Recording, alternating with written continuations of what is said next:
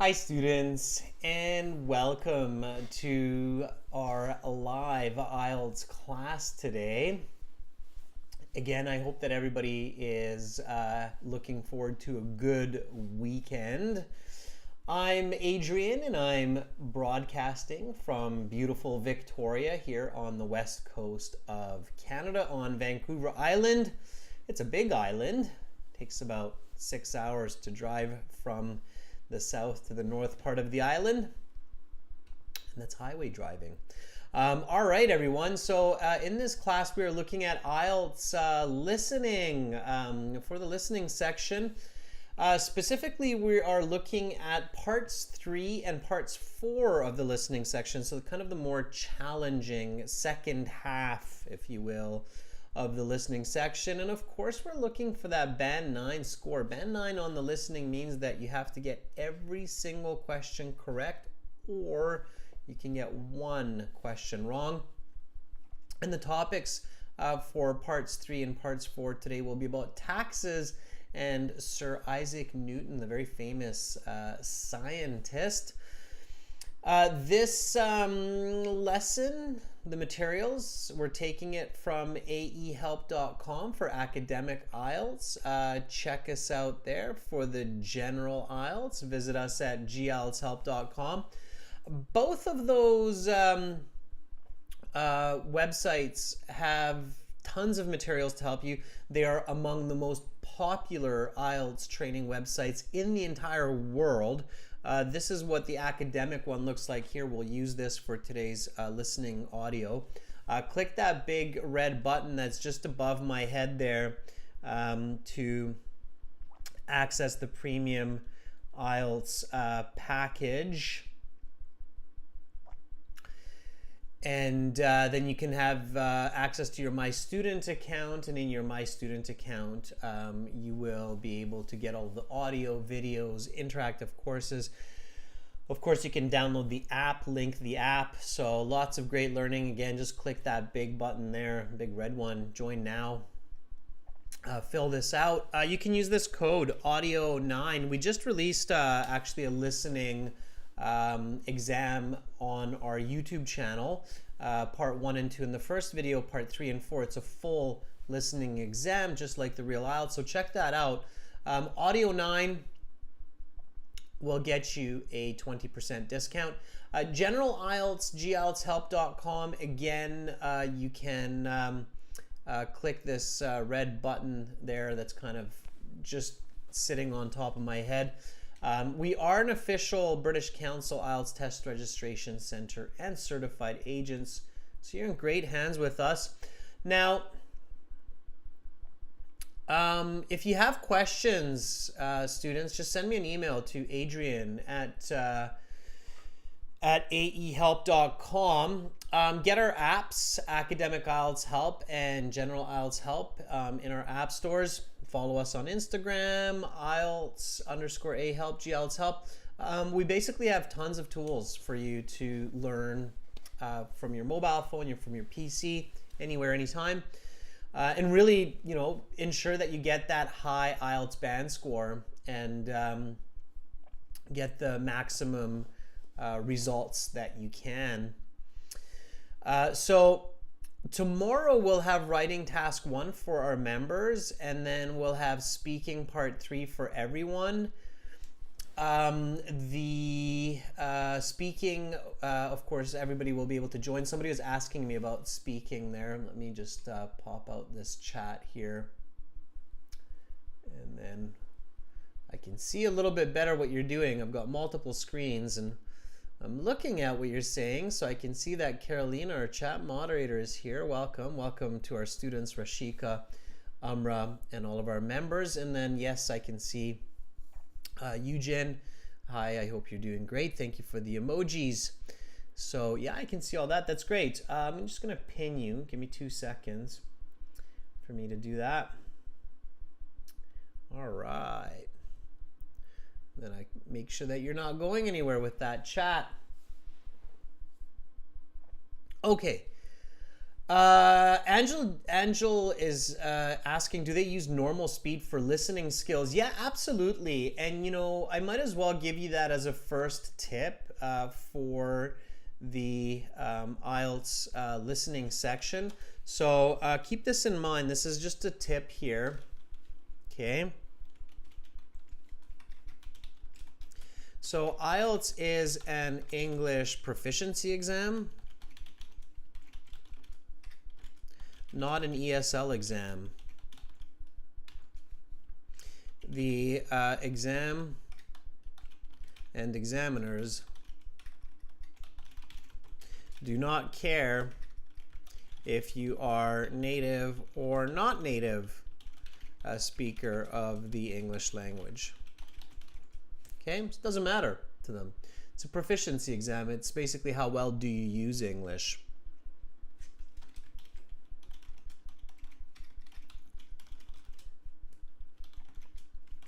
What does that mean? And you know, it's good to remind students of this sometimes because I think there's a bit of a confusion that IELTS is an ESL exam, which it's not. Okay. So this means that the speaking, listening is at a natural speed. They do not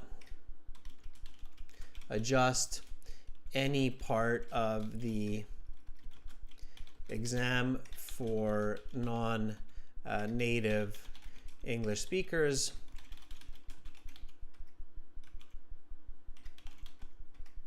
Okay, they do not repeat information. Okay, so they don't repeat really information in the speaking or in the listening, so you just have to do it. All right. Let me check my latency settings just to be sure here that we're not...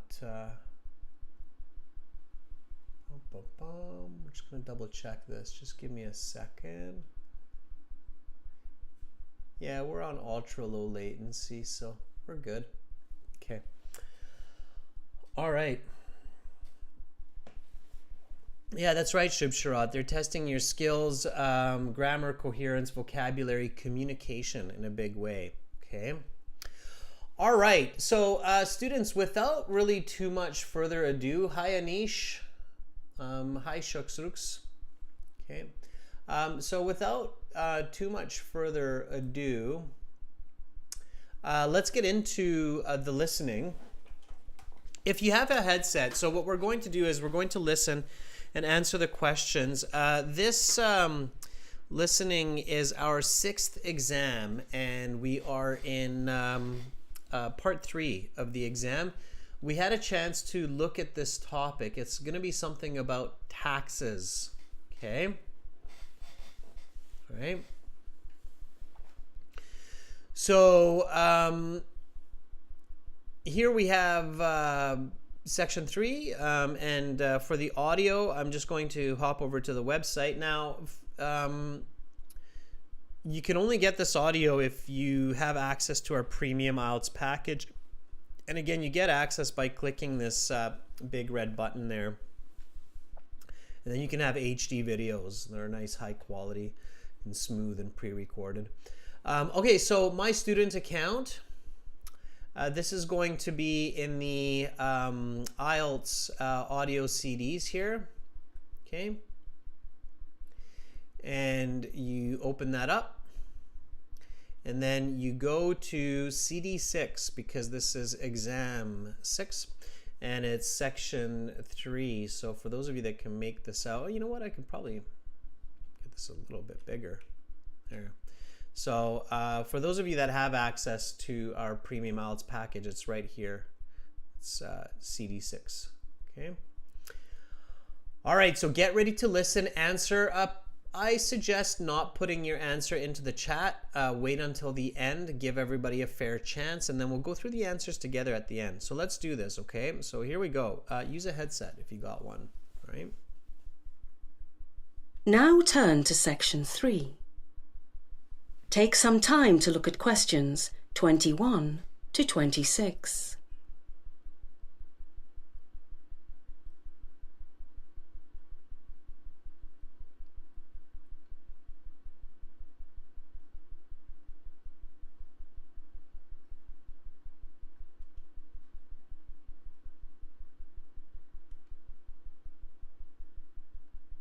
Listening Section 3. You will hear a radio host and his guest discussing the virtues of various art forms.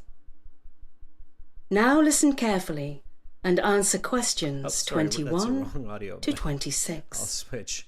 This is test 3. My bad. All right, welcome back, everyone. Our next guest is the curator of a major art gallery in the city. Yeah, boom. There we go. Now turn to Section 3. Now we're Take some time to look at questions 21 to 26. I thought we were on our second exam book, but this is our first Listening exam. Section 3. You will hear a public forum discussion So you saw me between kind the of go through the moderator questions and there. two That's about the speed that you contributors, need to review. Dr. Philip McPhee and Dr. Ron Tatum, both political scientists at the local university, talking about the nature of taxes in society.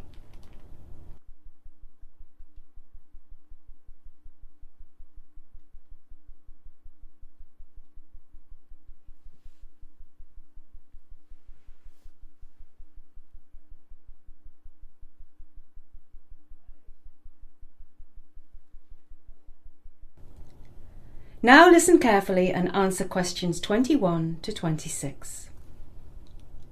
First of all, I would like to thank Dr. McPhee and Dr. Tatum for taking time out of their busy lives to spend this evening with us. Thank you for having us. Dr. McPhee, could you give us a little bit of the history of taxation? Certainly. Taxes have been around almost as long as civilization itself. There are records of taxes being collected by Egyptian pharaohs approximately 5,000 years ago. It was customary to give 20% of your production to the pharaoh, and those who evaded taxes were severely punished. Dr. Tatum, what are the reasons for taxes? Well, there are essentially 3 major reasons for taxes. The first and most obvious reason is revenue. Governments need money, and taxes fulfil this need.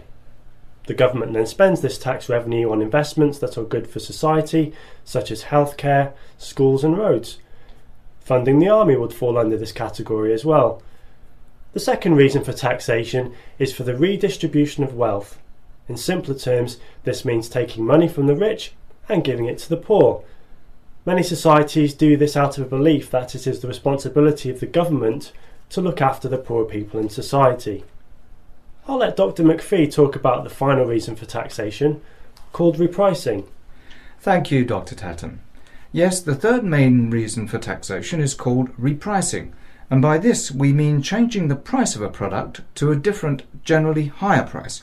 This may sound quite strange, but if you bear with me, you'll see that it makes perfect sense. In general, products are allowed to be priced in a free market. That is to say, whoever can provide goods for the lowest price is the most successful. However, there are certain types of goods that we don't allow to go to the free market. In many countries, these are goods like tobacco and alcohol. These goods are subject to a repricing tax, which is used to discourage people from using the product. Also, these repricing taxes help offset the future medical costs associated with the people who use tobacco and alcohol excessively. You now have some time to look at questions 27 to 30.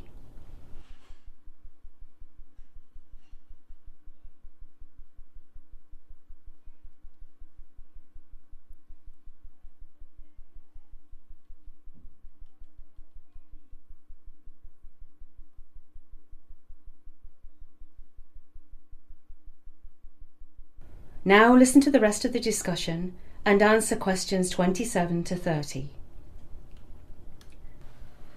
Very well.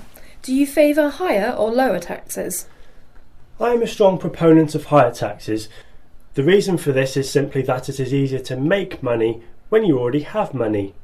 This gives a massive advantage to those people who may have inherited money or come from rich families, because money is so much easier to gain for these people if used wisely. Taxing them seems only fair and for the greater good. This compensates the poorer sections of society who really have little or no hope to gain financial success. I understand Dr. Tatum's position, but one has to be wary of the fact that if taxes are too high for businesses, then those businesses will leave the country in favour of countries with lower taxes. Of course, it would be nice if we could legislate a worldwide tax structure, but this is simply not attainable. And I'm sure by the time it becomes attainable, companies will likely have opportunities to leave for another planet with more favourable tax structure. Yes, you're right, Dr. McPhee. We must always be mindful of staying competitive. It is like a tightrope we must walk between compensating those less fortunate and being able to stay competitive in the market. Because if we fail to be competitive, then tax revenue will dry up, resulting in no money at all for the lower economic classes. So this is an extremely difficult balancing act. Which leads to my next question. What is the future of taxation? I believe you will see higher taxes in 50 years than there are today, just as we have higher taxes today than 50 years ago. We will need even more money for projects like high-speed transit, new roads, new technologies. Also, with an ageing population, medical costs could soar in the near future, resulting in higher taxes to support this healthcare system. I think the future will be a lot like the present, walking the tightrope as Dr. Tatton mentioned. Where that takes us, I'm not sure. If I had to guess, I'd say higher taxes for the reasons Dr. Tatton outlined. However, another important variable to consider is whether free markets can really be allowed. That is the end of section 3. You will now have half a minute to check your answers. Okay, let's just stop the audio and use that half minute that they give you always to check. Okay, check your answers. So let's go back to the beginning and do this together. All right. Notice how I highlighted the instructions. It's especially this part here. No more than 2 words and or numbers. So even if you have the correct answer but you're using too many words, then you will actually get it wrong. So here you can use 2 words and or a number, okay, which means you can have 1 word, 1 number. So here, number 21, I heard the word Egyptian, names of countries, people. They're pretty easy to catch, so they help you track where you are in the audio. Okay, so really pay careful attention to names, especially names of people and countries, places. Okay, so here's a tip. All right, names of people, places, objects help you to track the audio, so pay attention. Okay. All right, and here I definitely heard Egyptians' income, and I heard 20%, right? I'm sure many of you did as well. Okay, we heard that 20%, but I don't think that's the right answer. Okay, because we have this number here, this 10,000, and that's a red flag. Okay, why would we have 10,000? So it's a conditional. If an Egyptian's income was 10,000, how much would be given to the pharaoh? Best answer? That's right, Amu. That's right, me. It's 2,000. So pay attention to the given information. The correct answer here is 2,000. Okay, because it's 20% of 10,000.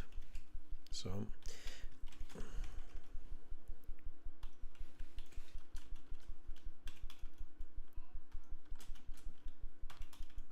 okay, IELTS, again, it's not an ESL exam, it's a proficiency exam, and they're also testing your thinking.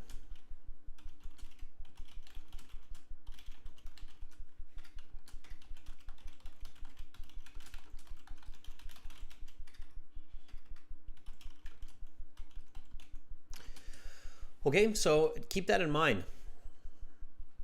Yeah, Shub Sharad, if you write 20% in this case, it will be wrong.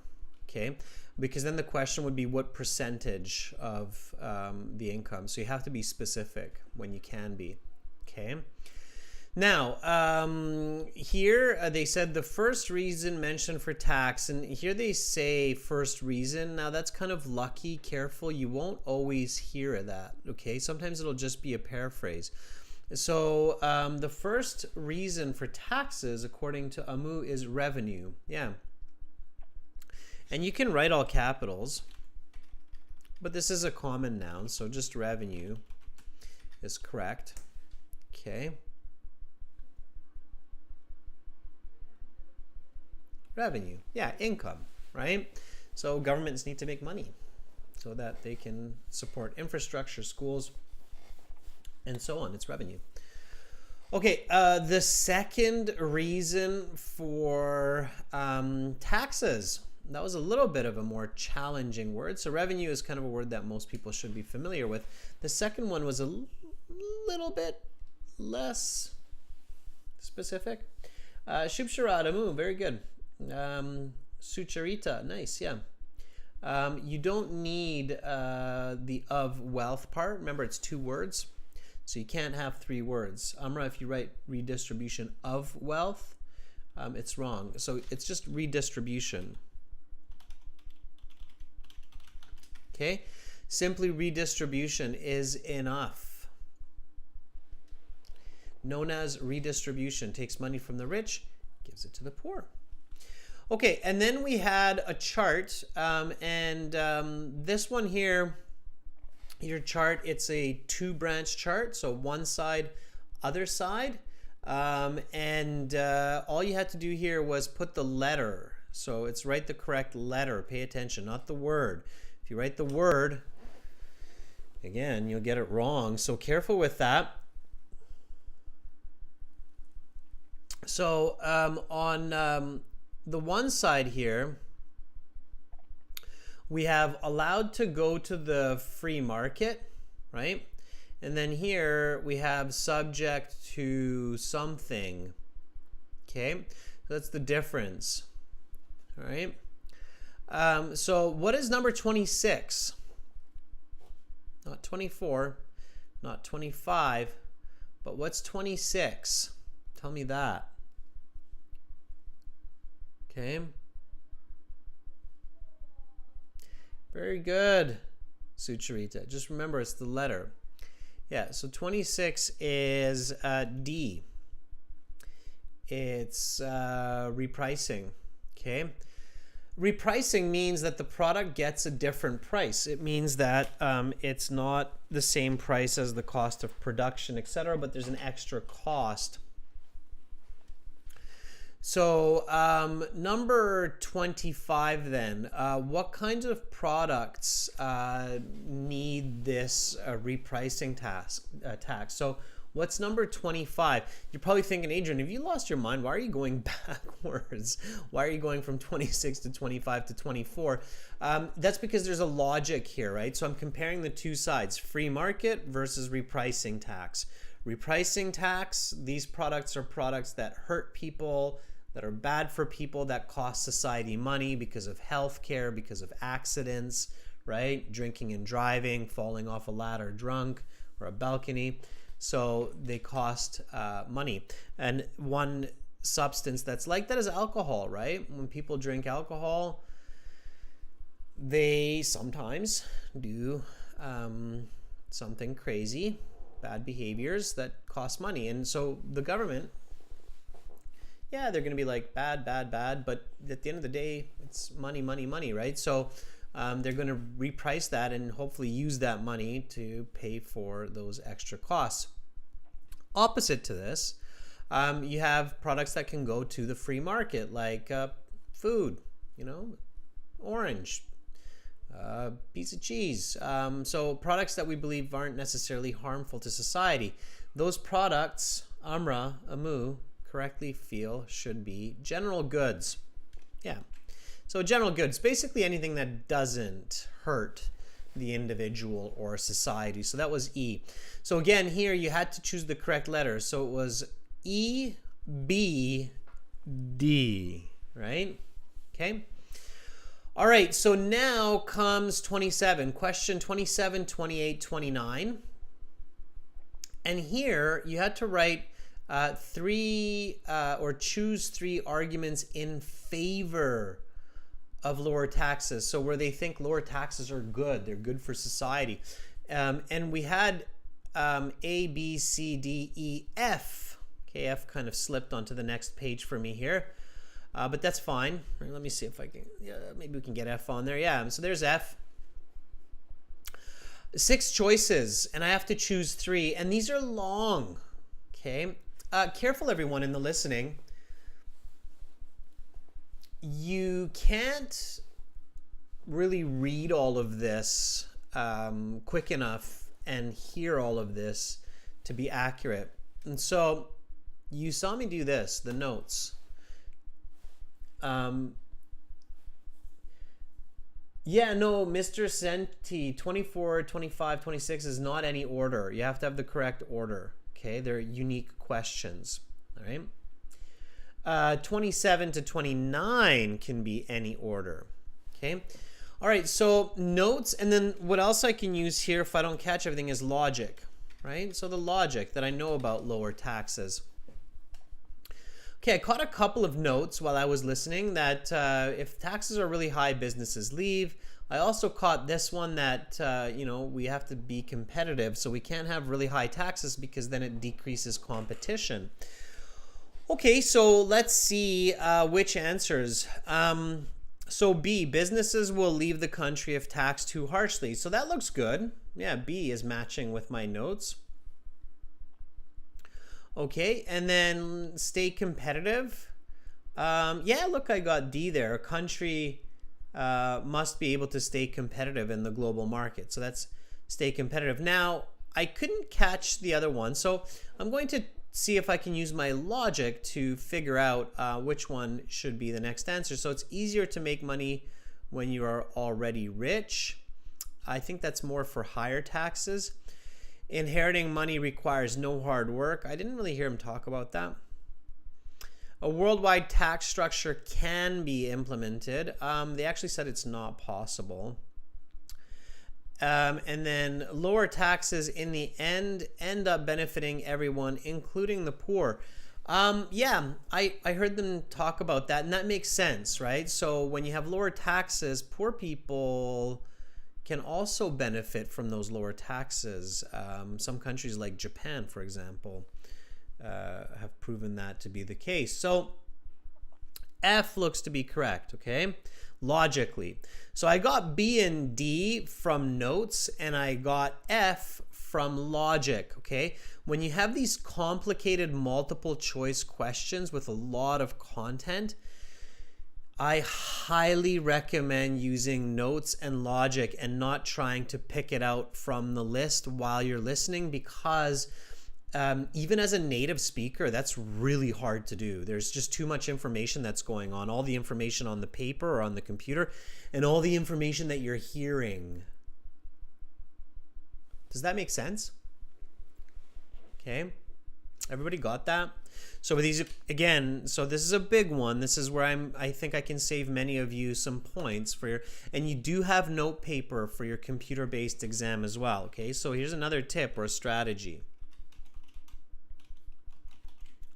Okay, for complex multiple choice questions with lots of content in the answers and choices, it is best to take notes based on the question. So you're not just randomly taking notes, you're taking notes based on the question. And using logic. Okay, so of course I wasn't just randomly taking notes here, ladies, gents. I was thinking of given in favor of lower taxes. Okay, so I was thinking about that when I was taking my notes. Nitu, Shucharita, and Rashika, everyone else, good. Okay. So Shupshara is asking, how do you take notes? Okay. Listen for the emphasis. That's a good question, Shupsharat. So Shupsharat says, how do I take notes? That was a good question by Shupsharat. Okay. So how do I take the right notes? How do I catch the right notes? Answer, listen for the emphasis and repeated information. Okay, usually that's the answer. So when they're like, businesses will leave the country for another country. That's right. Businesses will go to another place where they have lower taxes. So they'll repeat it. Okay. All right. So that's what you have to pay attention to, the emphasis and the repetition. Okay, same thing for this multiple choice. I really just used my logic, took a note, and then I can figure it out. Number 30, what do the speakers believe about taxes in the future? Higher taxes, higher taxes. They say it like 3 times, that repetition, that emphasis, right? So the correct answer, as is agreed by me, Amu Amram, is C. Yeah, they will be higher, of course. Okay, they emphasize that. Okay, students, count your marks. So how did you do out of here out of 10? Okay. For part 3 and part 4, your goals should be around 7 or greater. Okay. So what did you get out of 10? Minhao, 11 is very ambitious. That's great. The roasting show says 8. Shubsharat 9. Yeah, if you got 8 or 9, that's really good. 8 is good too. Okay, as long as you're getting over 7 for part 3, you're golden. All right. Okay, let's go on to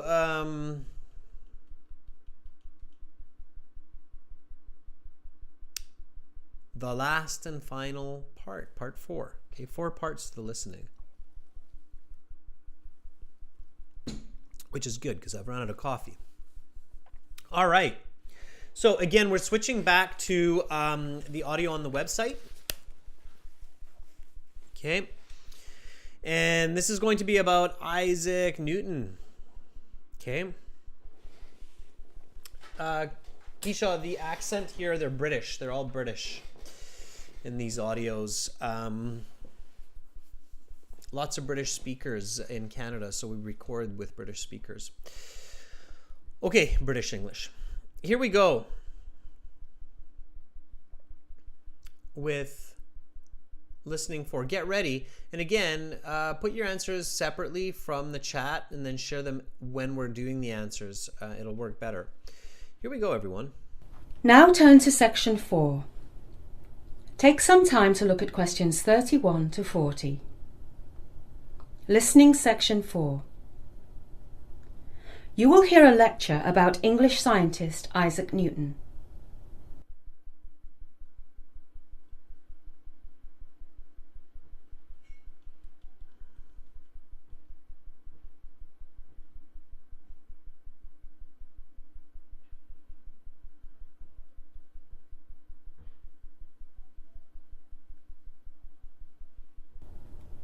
Now listen carefully and answer questions 31 to 40.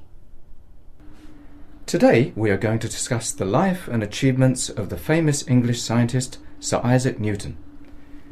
Many consider Newton to be the most brilliant man to have ever lived, and many consider his achievements the greatest ever achieved by one man. Newton himself was not so sure, as he famously told his followers, "If I have seen further, it is by standing on the shoulders of giants." While it may be true that he built upon the foundation of scientists before him, he still managed to see further than anyone else had, and to this day his accomplishments stand the test of time. Isaac Newton was born in England in 1643. He studied at the King's School in Grantham from age 12 to 17. After leaving school, his mother tried to make him into a farmer, but that was not going to be sufficient for young Isaac. A year later, in 1661, on the recommendation of one of his teachers at the King's School in Grantham, Newton was admitted to Trinity College in Cambridge, where he eventually became a teacher 6 years later. Newton is perhaps most famous for his work on gravity.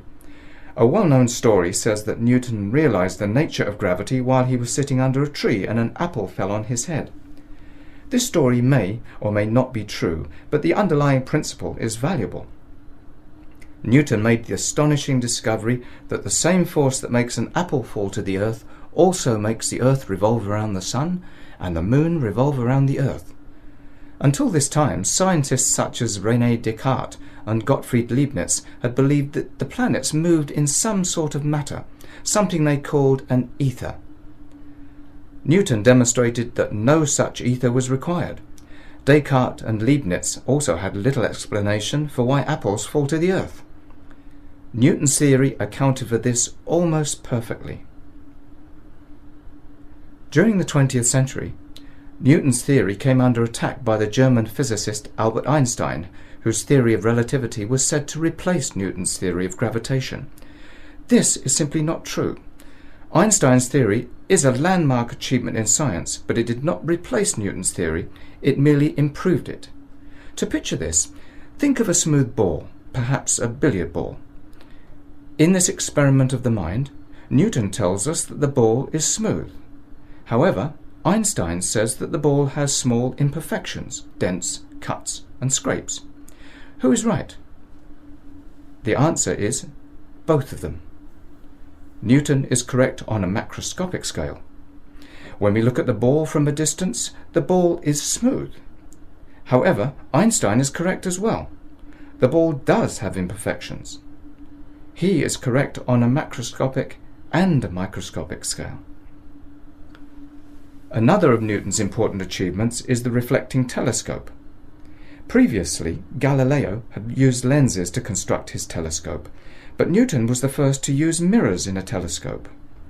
Today's telescopes are almost all made of mirrors as opposed to lenses, which again speaks to Newton's brilliance. There are a number of reasons the mirror is an improvement over the lens in telescopes.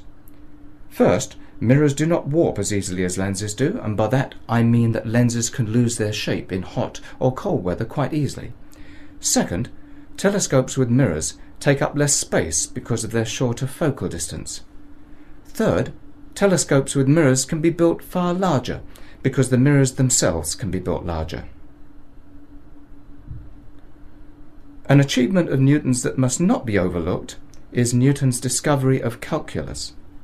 Although the discovery was not without controversy, Gottfried Leibniz also claims to have invented calculus at approximately the same time. Nobody really knows the truth, but it is accepted that they discovered it separately. In any case, it was a brilliant achievement by both scientists. Newton died in March 1727, and his body was laid to rest at Westminster Abbey in London, in a famous above-ground tomb. He was 84. That is the end of section 4. You will now have half a minute to check your answers. All right, students, check those answers in that half minute. As I keep saying, it's a great way to catch mistakes, spelling mistakes, information mistakes, logic mistakes. So you're looking for those in that half minute. And then you are improving your band score. So use that half minute. You have chances to think about your answers more when you're transferring your answers to the answer sheet. So use that half minute for looking for mistakes and checking your answers, okay? All right, so you saw me do what I was explaining earlier, where I was really paying attention to names and dates, like 1643. I knew that information was coming that would become quite important for me. Names of schools, right? Places, as I mentioned. King's School in Grantham. Look at that hot pink color.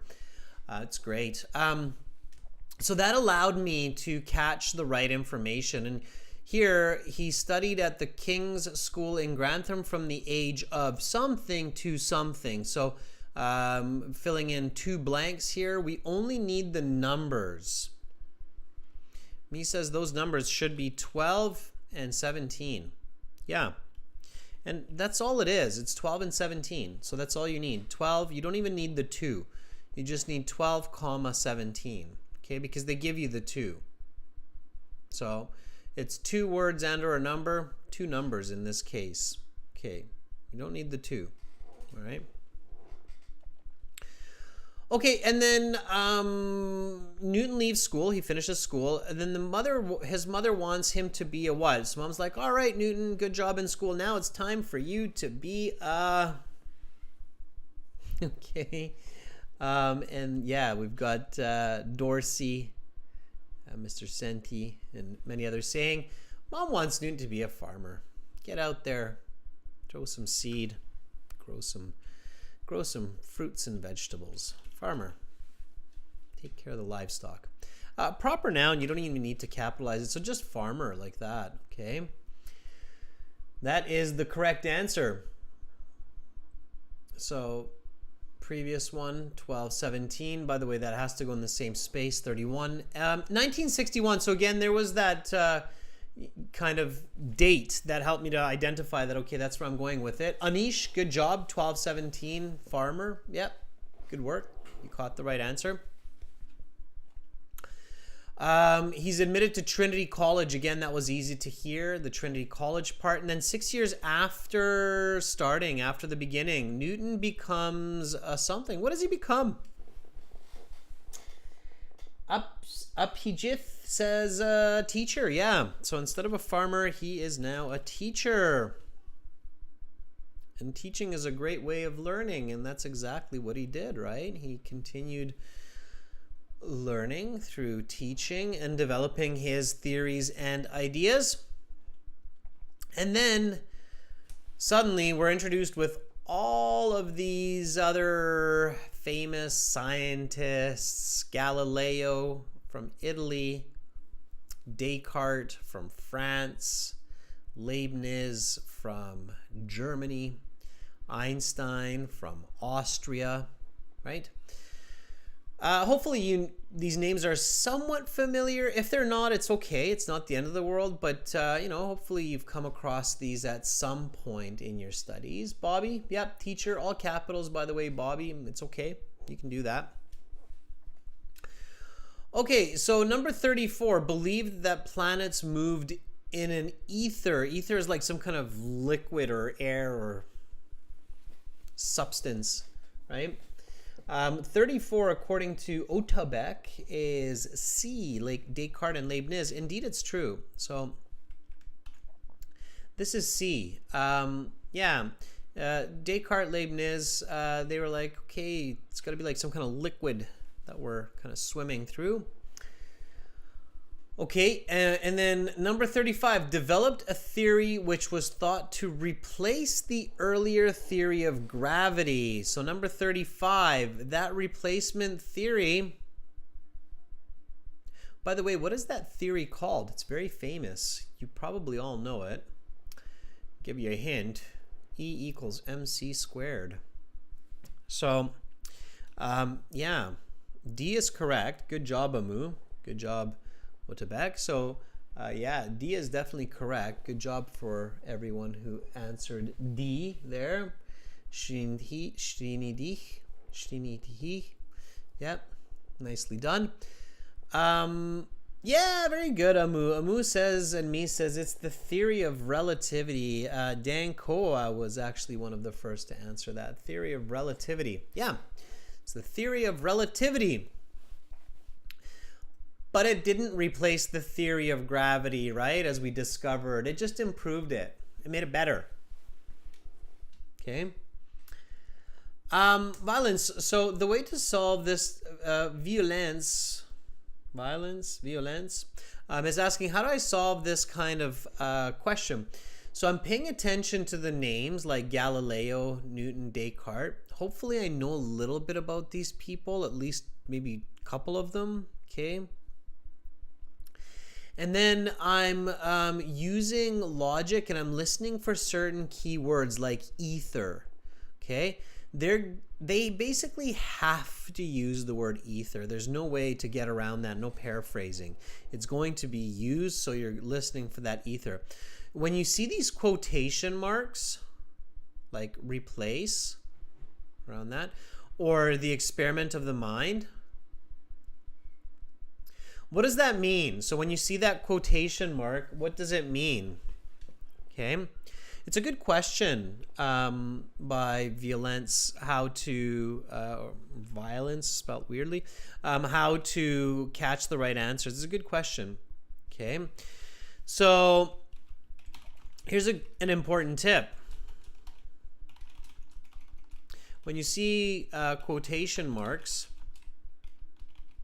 okay, it means that you have, yeah, exactly me, a direct quote. And you will hear exactly that information verbatim. Verbatim in the audio. So you know that you're listening exactly for that information. Okay, verbatim means word for word. It's the same. Right? And we have that several times here. We have replace, smooth, experiment of the mind. That gives us a lot of help to position. Okay. All right. In the experiment of the mind tells us that the billiard ball is smooth. So experiment of the mind, two people there, Einstein and Newton. Which one said that it's kind of smooth? Yeah, very nice for those of you answering. Amu. Yeah, it's B. So the ball is smooth. Einstein said, no, it's not smooth. You've got imperfections. You've got, scratches and things on the ball. So 36 is B. 37 used not mirrors. Be really careful with, these should always be a red flag, not the negatives. 37 used not mirrors but lenses in the construction. Weekend Just says it's A. That was Galileo. Galileo. What a great name. If I had that name, I would just sing my name all the time. Galileo. All right, A. Galileo, yeah. A brilliant mind in his own right. Absolutely. Galileo. Okay, one of the first people to start charting the stars. Wonderful scientist.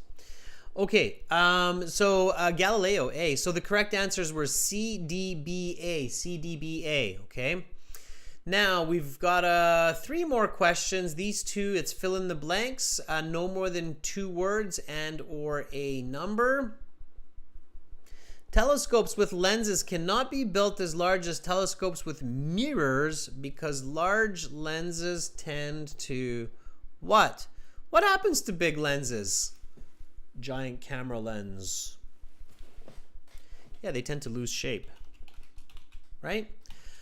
Glass is liquid. It's a very slow moving liquid. But of course, when heated and cooled, it moves faster, right? So if you heat it up enough, it actually moves quite quick. Glass is a liquid, so it loses shape. And when a lens loses shape, it becomes kind of useless. It distorts. Mirrors lose shape too, but mirrors don't distort as much when they lose shape. Okay. Telescopes with mirrors take up less space because of their reduced something. So lenses, if you're thinking of a camera, those big teleobjective lenses are so long, right? And when you're looking at lens telescopes, they're super long. But when you look at mirrored telescopes, they're like short little tubes, right? Dorsey says it's a focus distance. Almost, Dorsey. Unfortunately, no cigar, as they say. Shubsharat and Umra, you've got it right. It's focal. The adjective here is focal. Focus is the verb or the noun. The adjective is focal. So it's focal distance. It's an irregular adjective. So focal distance is the correct word. Okay, those were the right answer. Loose shape and focal distance. Okay, last but not least, number 40, calculus. Ooh, I dreaded calculus in school. I'm not a big numbers guy. I'm not huge on math. I wish I were a bit better. I mean, I do okay, but it's painful for me. And calculus, certainly not an easy type of math or an easy branch of math. Calculus, irregular numbers, waveforms and patterns and predictions using calculus. Which statement is true? Something about Leibniz inventing it at the same time but discovering it separately. So Newton and Leibniz discovered calculus together. Yeah, no. One's a British guy, one's a German guy. Didn't really see it happening. Okay. Bobby, some good answers there. Careful with 2 words for the previous. Okay. Anish, change shapes is not going to work. Focal length is not going to work either. Focal distance. Okay. Newton and Leibniz discovered calculus separately during the same time period. Yeah, that matches my notes. So B. Okay. All right. So again, everybody, just to be clear, 31, 12 to 17, 32, farmer, 33, teacher, 34, C, 35, D, 36, B, 37, A, 38, lose shape, 39, focal distance. If you misspell lose with 2 O's, loose, like that, or loss, like that, then you'll get that wrong. So it has to be correct spelling. There cannot be an extra O there. Number 40, B, separately during the same time. All right, everybody, now's your chance to check how you did overall. So again, as long as you're getting 7 or more in parts 3 and 4, you're on the right track. If you're not getting that, you want to get that to get those higher band scores. For those of you that were here last week, how was your score out of 40? What did you get from 40? I'll show you why I'm asking you that, because if you know your score from 40, you can literally go to our website, aehelp.com. At the bottom of the website, so let me actually, let's go back to the main page here. It's on every page. I'm just kind of showing you where this is here on the main page. Tons of people go to our website just to click on this. So right here next to me in the bottom, I wonder if you get, yeah, you can see that. Yep. Is this, I made it huge, is the score calculator. Okay. You can click on that score calculator, and then you can